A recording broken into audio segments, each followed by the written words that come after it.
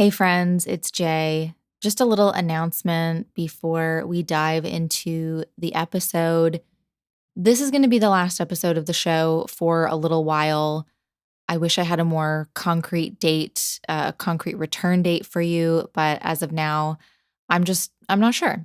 I'm taking a little bit of a hiatus from podcasting, from writing, from social media.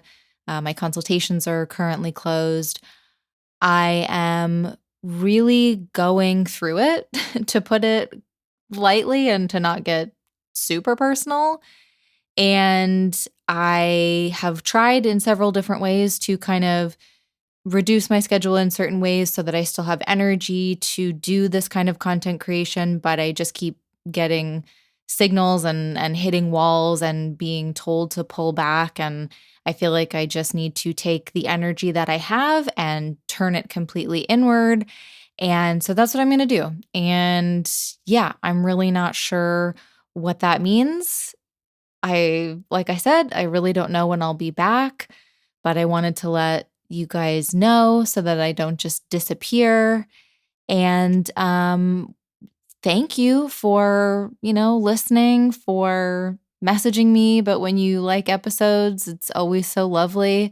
I'm always so grateful to see that you're listening and to hear from you. And I love this show and I know that I will be back. I just don't know when.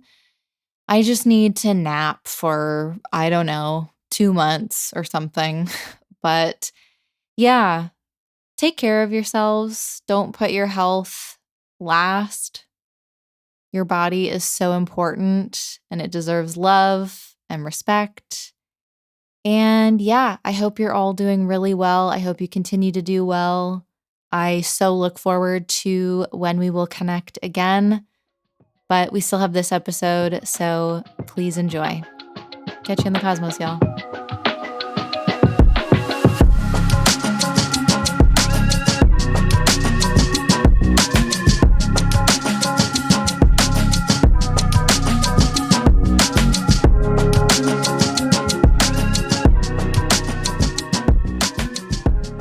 Hey friends, welcome back to Metacosmios, a podcast with astrological forecasts, forepasts, and other cosmic chit-chat.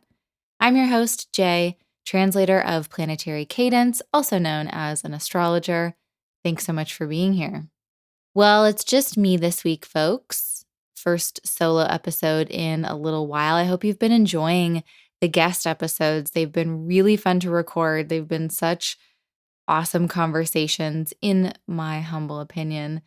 And I've got more to come, more guests lined up, so more fun conversations coming your way.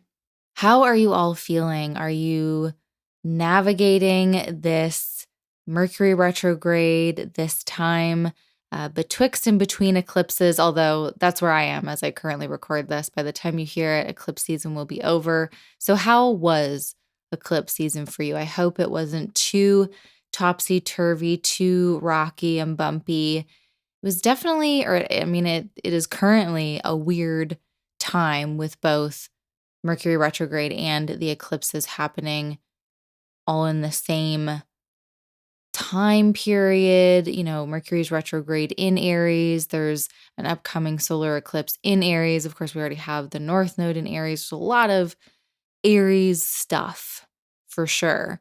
And just a lot of weird, backwards or breaks in usual patterning with all of this sort of reversal energy happening. There's been so many tech issues. I'm 4 days into the retrograde, so 4 days into April. And nearing the solar eclipse. There's been so many tech mishaps so far, so many websites going down.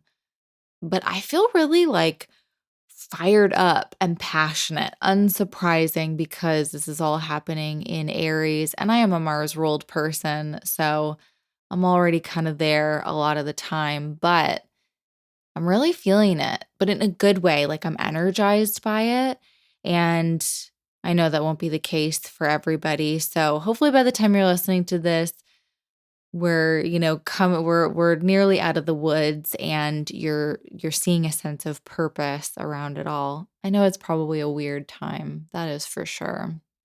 We've also got one of the biggest astrology happenings of 2024 coming up really soon as you listen to this, with Jupiter and Uranus making a conjunction in Taurus on April 20th.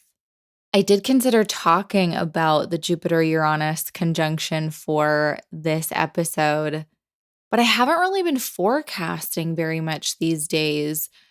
A little bit here and there, but it's more like in the present moment kind of stuff. If you're not on my newsletter list, which come join us, please. Would love for you to be there. Or not checking out my Substack, because I'm also posting there. Quick tangent, totally appropriate for this time period of astrology. Newsletter subscribers get early access to my writing, early access to this podcast, plus exclusive discounts, exclusive giveaways. But then I will post my writing on Substack a couple of days later, sometimes a week later, but there's no early access or anything over there. But if you're just looking for my writing, you can go and check me out. I think it's damnfinewitch.substack.com. I'll link it. Anyways, if you're not checking that stuff out, if you're not on the newsletter list, if you're not checking out my Substack, you might not know that I kind of decided to stop doing weekly forecasts altogether. I'd been feeling so out of alignment, like my head and my heart always so in the future and never really in the present moment.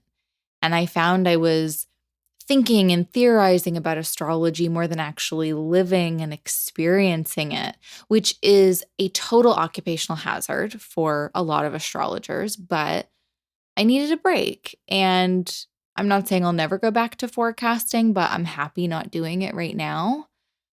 I'm really enjoying like feeling into the transits as they are happening and seeing what messages kind of come through like while I'm living it. So I'll probably talk about the Jupiter-Uranus conjunction in retrospect. But if you are looking for some info, I did talk about it in a previous episode. I talked about it a little bit in a previous episode, the episode where I was reviewing 2023 and then previewing 2024. So you can check that out in the meantime if you're interested. Plus, there's tons of people forecasting, so you're not going to miss out. But right now, at this moment in time, like I've said a couple of times, Mercury's retrograde, that's really where my head is at. And I think the retrogrades are maybe kind of a theme for me this year, because I wrote an article for the Association of Young Astrologers back in January, and that was all about the end of 2023 retrograde, beginning of 2024 retrograde. It was really impactful for me. So, I kicked off the calendar year thinking about retrogrades. I'm here again thinking about retrogrades. I think it's going to be a 2024 thing for me. And like I said, I'm like feeling really fired up about it. And again, no surprise, it's happening in Aries and it's ruled by Mars. And Mars is, my ascendant ruler is Mars. I'm also in a Mars ruled perfection year. So it's just making sense. But yeah, I've been really preoccupied thinking about this retrograde and retrogrades in general, and how it's a part of astrology that is so much in the mainstream these days, at least, very much in particular Mercury retrograde. And on the one hand, that's really cool. And it is maybe how a lot of people come to connect a little bit deeper with astrology. They see all the memes and they're like, all right, what the fuck is this about? Like, let me check it out. But I find a lot of the discussion around Mercury retrograde is really backwards. Retrograde motion, pun intended. But for real, I think we get it wrong in a lot of ways and really kind of do a disservice to ourselves and to astrology in talking about it in such like simplistic terms, I guess. One of the biggest issues for me is like seeing people talking about like Mercury retrograde survival guide, survival tips for Mercury retrograde. And it's like, Mercury retrograde isn't something we have to survive. It's maybe not a time to thrive, but it's a chance to slow down, to revisit something, to refresh and reorganize an area of life, to clean out the clutter.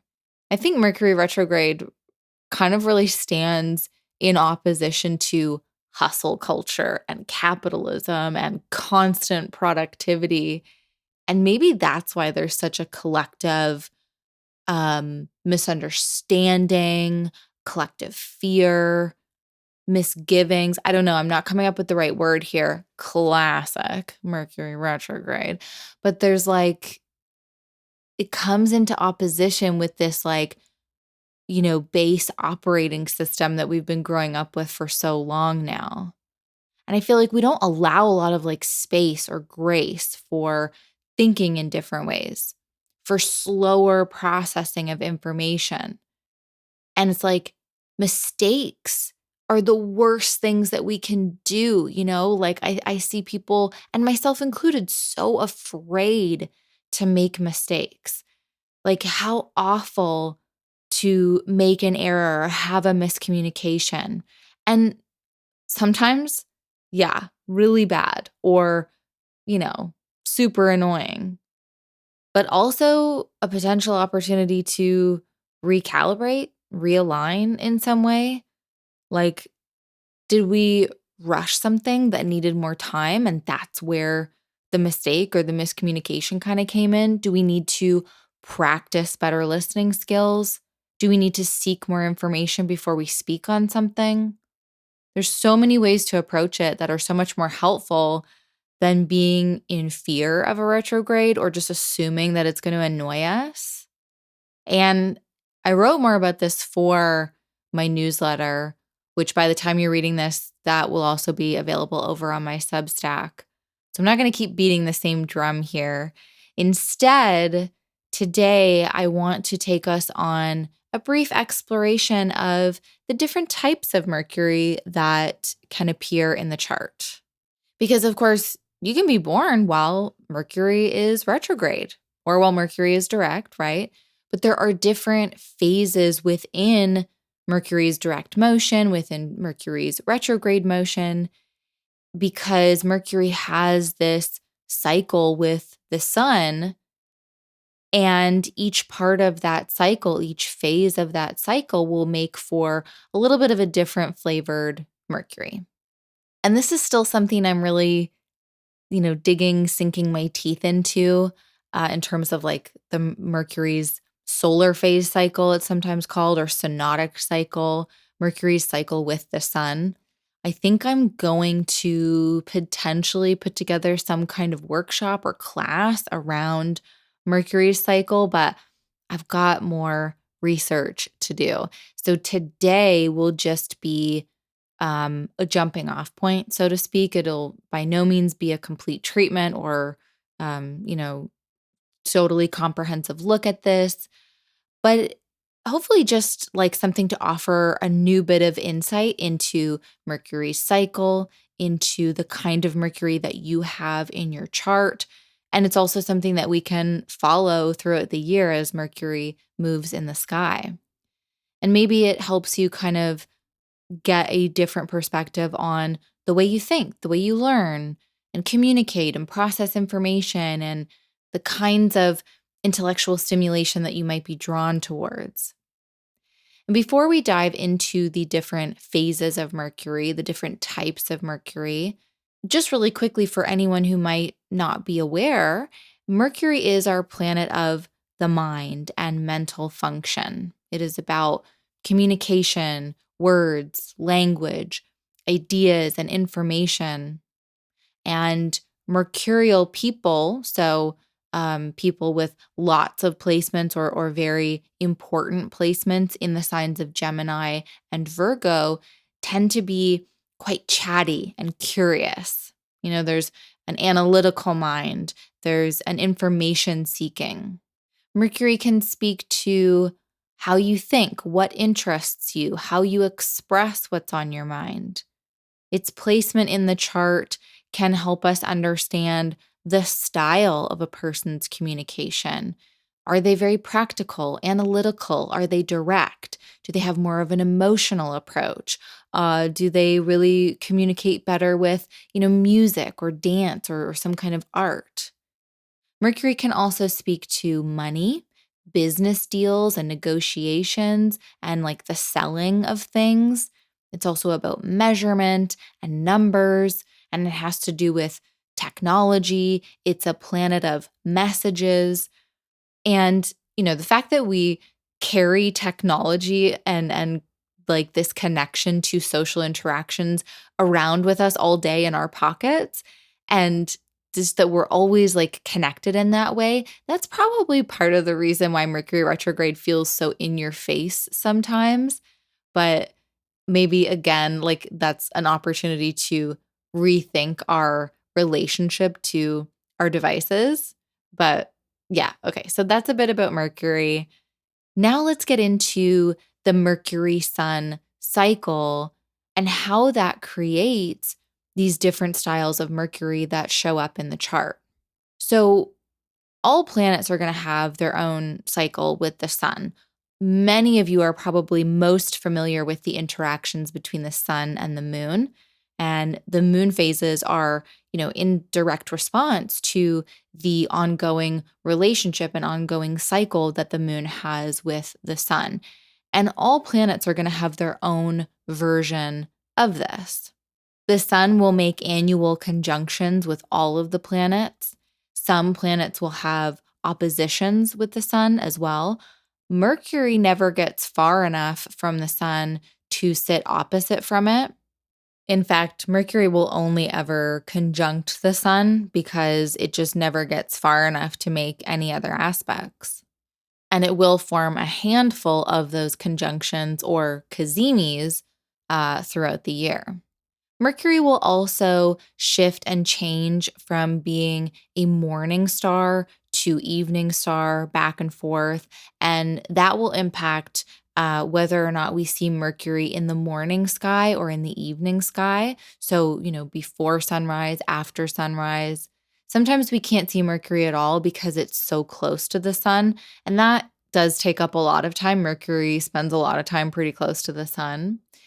But so there's all these different phases of Mercury's cycle with the sun, and depending on where in that cycle Mercury was when you were born, will determine what kind of Mercury you have in your chart.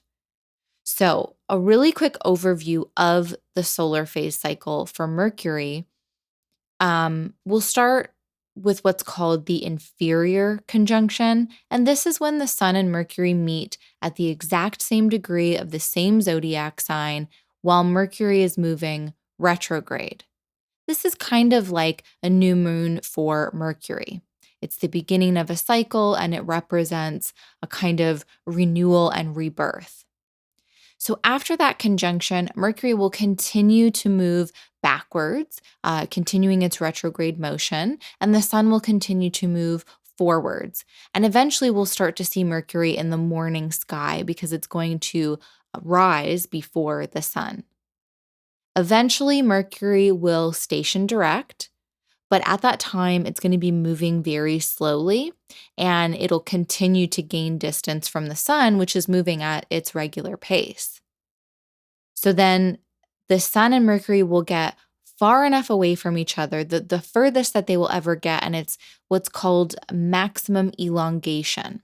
So Mercury and the sun are at their furthest distance from each other, and then Mercury begins to ramp up in speed. It begins to get its natural pacing and rhythm back. And it's going to start moving direct. Well, it's already stationed direct. It's picking up speed. It's moving back towards the sun. And eventually it'll get close enough to the sun that once again it disappears. And we know then that another conjunction is coming. And this one is called the superior conjunction. And it would be sort of similar to the full moon in terms of, where it's happening in the cycle. But Mercury is not opposite the sun in the way that the moon would be. It's actually, conjunct. Again, it's cazimi, the sun.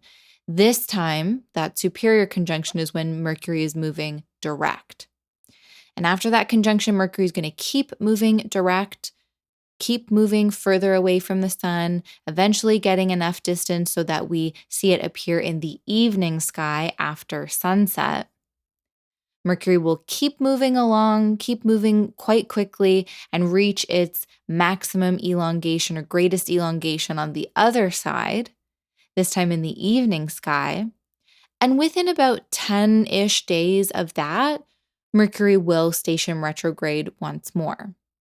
And then the Sun and Mercury will once again be moving towards each other, heading for that inferior conjunction once more and the beginning of a new cycle. Hope all of that made sense. Definitely hit me up if you need some further explanation. So, all of us were born at some point on this Mercury cycle, right? So all of us are going to have one of these phases in our chart, just like we all have a particular moon phase in our chart. So now we'll take a brief look at each of them, and I'll also explain how you can figure out which phase is in your chart. So my approach with interpreting these phases really comes more, or really is more centered around Mercury's speed, Mercury's direction, and its distance from the sun, and kind of using those factors to interpret how a particular Mercury is going to be showing up. So the first phase of Mercury really begins at that inferior conjunction when the sun and Mercury meet and Mercury is moving retrograde, and it continues until the direct station. So we might call this the retrograde motion morning star.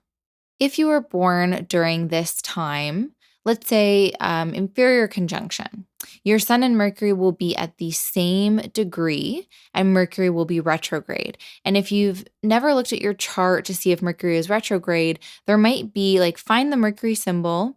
The Mercury symbol itself might be red or a different color from the sun and moon. And it might have a little R next to it or an RX or some sort of symbol to indicate that it is in retrograde motion. And then if your Mercury is just retrograde, but it's a morning star, that means that Mercury will be behind the sun in zodiacal order. So for example, if your sun is at 20 degrees of Aries, your Mercury could be anywhere from 19 Aries, 18 Aries, 17 Aries, and so on and so forth. If you were born at the direct station, your Mercury will probably have an S near it just to indicate that it is stationing. And it will once again be back to the same color as the sun and the moon. Now, this Mercury is a slower moving Mercury. And then it's mostly a motionless Mercury when it hits that direct station. But this is when a new cycle begins, as I said, right? So there's this sense of renewal and rebirth, being in search of something new, new ideas, new possibilities, new ways of living, new forms of creative expression. There's a very curious energy, a beginner's mind type of energy with this Mercury. This Mercury is very future focused, and it might actually have some difficulty in understanding why others aren't as interested in forging these new paths or in, trying something in a new way, in seeing something from new perspectives, different perspectives. At this point in the cycle, Mercury is retrograde. It is moving away from the sun. And so it's moving away from that central point, that central figure of the solar system. And, symbolically, it's moving away from that which things are centered around. So we might think of this as societal norms in a way, or mainstream kind of stuff. And the backwards motion, in addition to moving away from the sun, I think could indicate a rebellious quality, a kind of pushing back on and even seeking independence from those social conventions. This might be a Mercury that contradicts and disobeys and wants things to be differently, wants to do things differently. Now, because it is retrograde, there could be difficulty in doing mercurial things, which will likely be the most potent as Mercury reaches that retrograde station. But this might just mean that, if you have this Mercury, you just might learn in different ways and ways that maybe aren't always supported in our educational systems. You might feel like you're not always heard or understood. Maybe you don't get as many chances to actually use your voice, or there might be an inhibition in using your voice. Understanding information might take a little longer. You might just process things in different ways that, don't always make sense to everybody else. Maybe you're slower to integrate or memorize, or you just do these things differently. Working against the grain, which I think is representative of this more rebellious Mercury, can be really hard, right? It's not as supported as working with the grain. So it might feel like there's less resources, or maybe like with Mercury stuff, it's one step forward and two steps back. There's kind of a sweet spot, like the further Mercury gets from the sun, but kind of before it hits that direct station and fully slows down, there's kind of a sweet spot there with like maybe some more positive iterations of this Mercury phase. The next phase for Mercury will be while it's moving direct in that morning star position until it hits the next conjunction with the sun, the superior conjunction. So, this is the direct motion morning star Mercury. Now, if you've got Mercury moving direct, again, it'll be the symbol for Mercury will be the same color as the sun and the moon. And I keep saying that because the sun and the moon never retrograde, so they'll always be kind of the default color in the chart. So, anyways, your Mercury symbol will be the same color. It'll still be sitting behind the sun in zodiacal order. So again, sun at 20 degrees Aries, Mercury could be anywhere from 19 Aries, 18 Aries, 17 Aries. It's maybe probably also in Pisces at this point. If you are born near the superior conjunction or on the superior conjunction, your Mercury and the sun will be at the same degree of the zodiac. This time, Mercury will be direct. So this is a Mercury that is beginning to pick up speed and then moving at its quickest. And I think actually when it reaches that conjunction again, it's moving at its absolute fastest pace. Now, when planets station direct, it's kind of like they've had a really good rest and they're gaining their strength back. They're gaining their speed back. So once Mercury really gets going, it has a much easier time being the sort of basic Mercury and the most stereotypical Mercury. And by that, I just mean like the most kind of pure expression of Mercury. It's got more opportunities to express itself. It'll be less inhibited in those expressions. This might be the type of Mercury that, our mind can get ahead of ourselves. We're kind of quicker to process information, so we might project a little far into the future. This might be the kind of Mercury where we need to like pull our mind back into the present moment, but it might also make for really great abstract thinkers.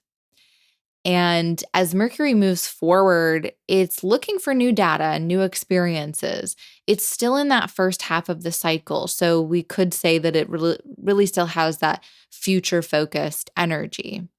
It's moving towards the sun now, though. So there's a little less resistance towards those societal norms and conventions, or perhaps at least less of a need to feel totally separate from them in a way. There's something about this Mercury that feels a little more persuasive. Like it has all these new ideas. It's been through that retrograde phase of seeding the new ideas, seeing the potential of doing things differently, but now it's moving with the current, so to speak. And so it's like going to be able to bring these ideas to the mainstream or to the people that need to hear the ideas and bring it in a way that can like win minds over kind of. But yeah, generally, this would be a Mercury that functions fairly typically, effective communicators. Um, the energy could be a little bit more assertive. Morning star planets are said to be a little more outward in their expression, a little more extroverted and individualistic in a way. They appear before the sun rises, right? So there's this quality of being out there and being visible and kind of shooting your shot in a way. However, the closer Mercury gets to the sun, the less visible it will become and the more challenging its overall experience is likely to be. And when I say Mercury being close to the sun, I'm very specifically talking about like an 8-degree range on either side of the sun. This is when a planet is most impacted by just the strength of the sun, the strength of its heat and of its light. And we just don't see it, the planet that's near the sun, in the way that we would see it if it was further from the sun. But that could mean, so if your Mercury is closer to the sun in this respect, that might mean, all the same things that I just said, but some of these things are being done behind the scenes, or there's like a secretive aspect to them, or they're being done in service of some sort of leader or something. Mercury's operating from the shadows of the sun. So there's just a less visible quality to it all.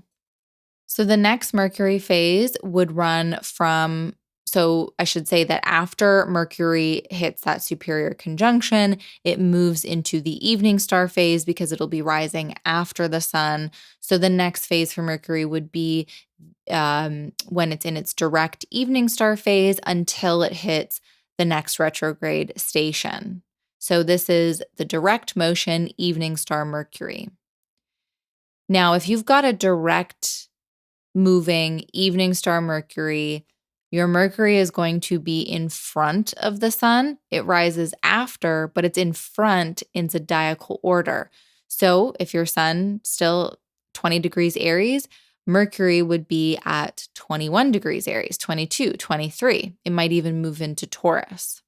If you were born at the retrograde station, again, your Mercury will have like a little S somewhere near it to indicate that it is stationing, and it will likely be, again, a different color from the sun or the moon to indicate that it is retrograde. But we're very specifically in this phase talking about if you were born at the retrograde station. So that would be the day. So there would be an S just to indicate stationing, to indicate that Mercury is not really moving at this time.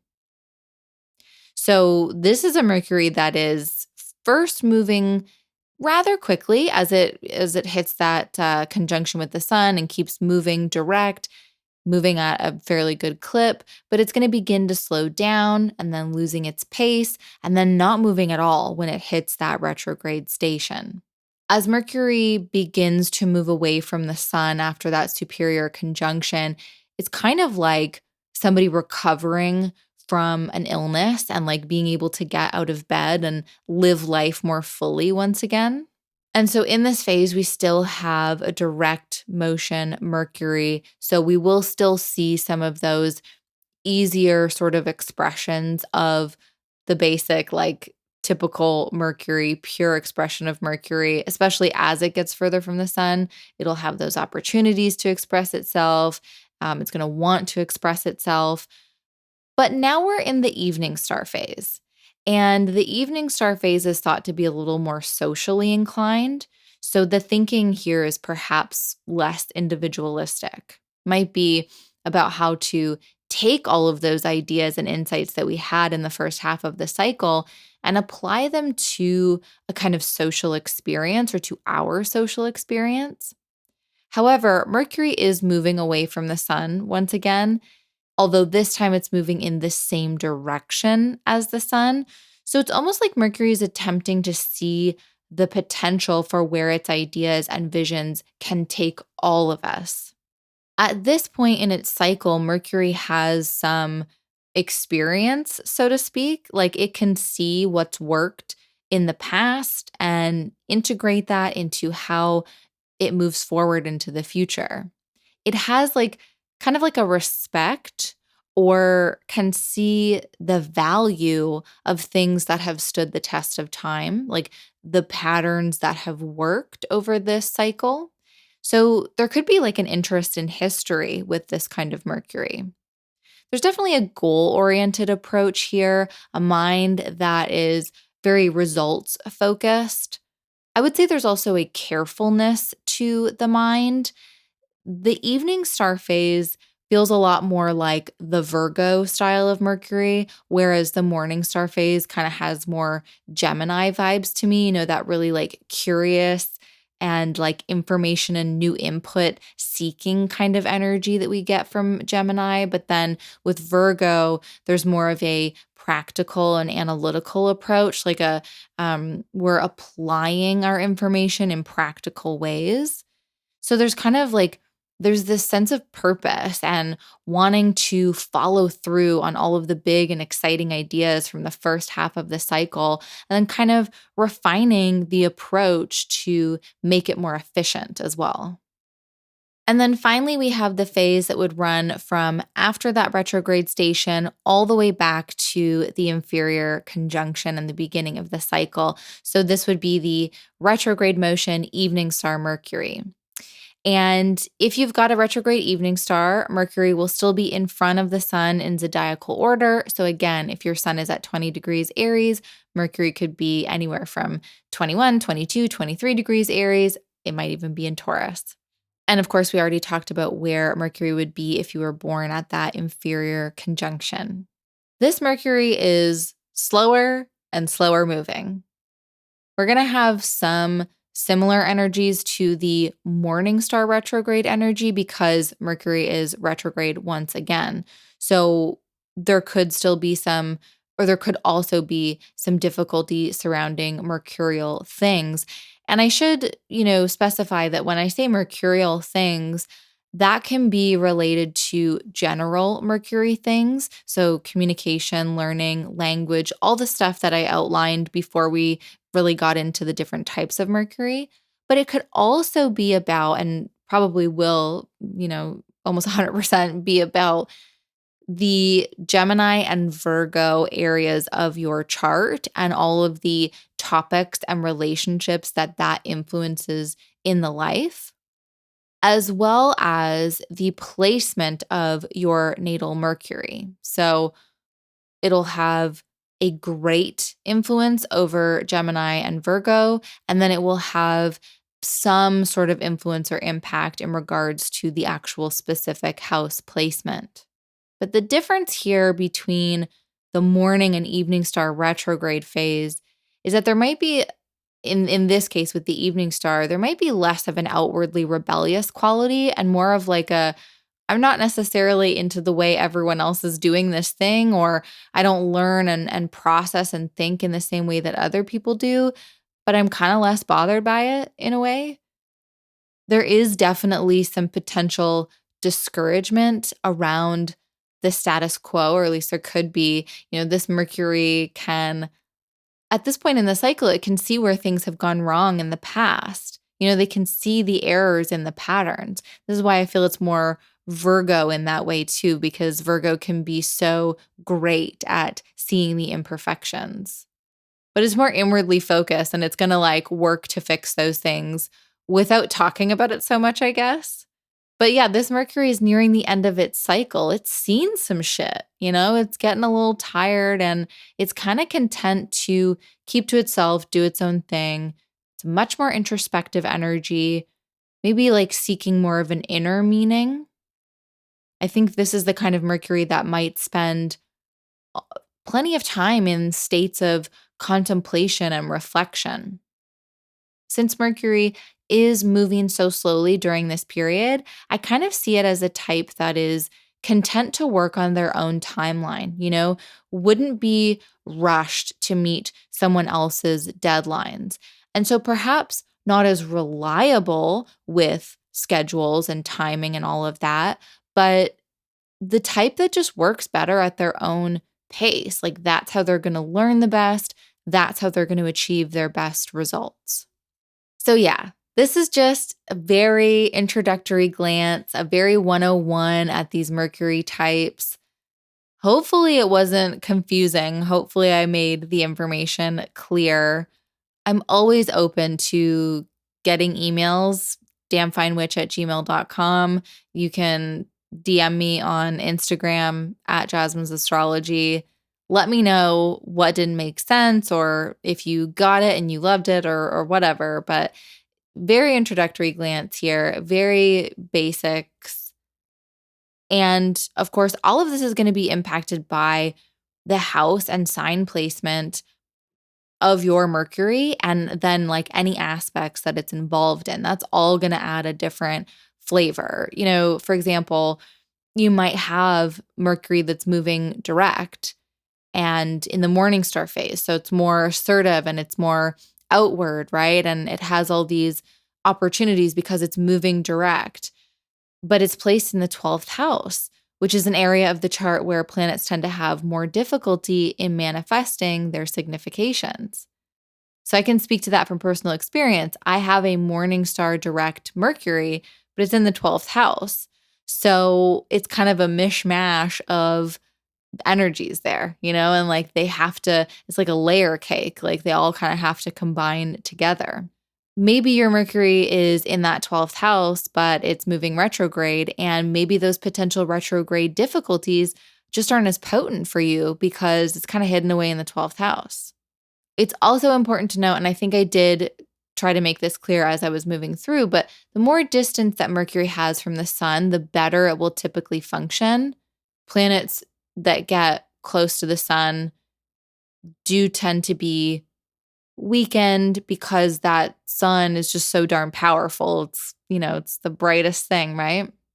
Again, that might just mean that your Mercury stuff happens behind the scenes, or if the Mercury is really close to the sun, your Mercury stuff might be in service of a solar type figure. So some kind of leader, or, you work in support positions, not necessarily work, but, it could be one of the significations.